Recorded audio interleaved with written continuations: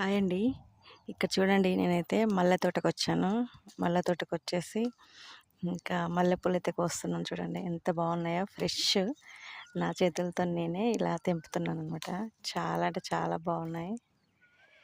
చూడండి. ఇంకా చాలా ఉన్నాయండి.